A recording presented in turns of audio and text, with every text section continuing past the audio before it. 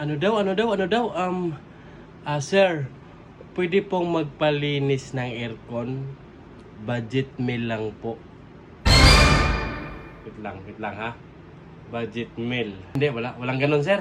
Halika, para hindi ka magkakapusin sa budget. May tips ako sa inyo, ha? Tara. Turuan ko kayo para hindi na kayo magsabi-sabing budget meal kasi titipirin kayo tapos yung paglinis niyan saglit lang tapos hindi na maayos paglinis kasi nagtitipid kayo. Halika, turuan ko kayo. Halika. Di ba?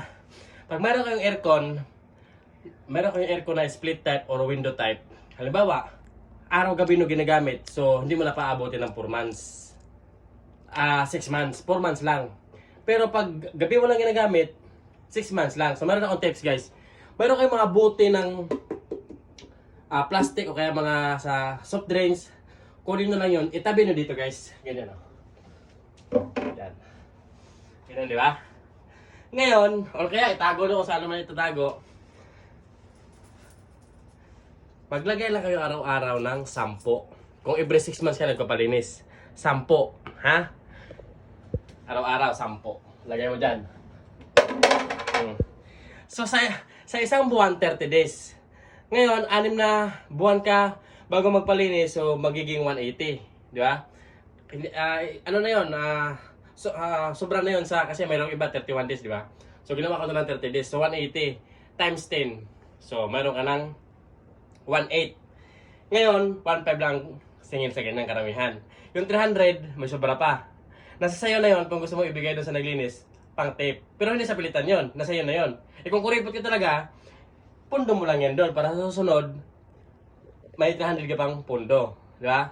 Ngayon, kung every 4 months ka naman nagpapalinis kasi, sensitive ka di ba? Masyadong yung balat mo. Masyadong masyadong sensitibo. So, araw-gabi ka ngayon nag-aircon, walang patayan. So, kailangan mo ngayon ng 15 pesos a day. Hulog mo doon. Yung asawa mo nag-iuse, huwag mo na pa-yusihin. Lagay mo lang dyan.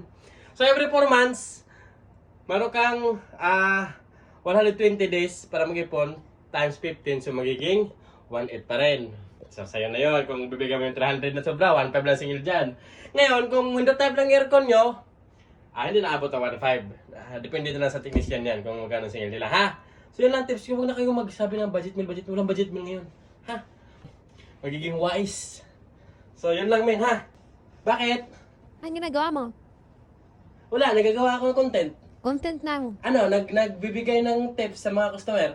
Dahil mo alam, Alain, itapon mo na yung tubig dyan. Yung aircon mo na, hindi mo malinisan eh.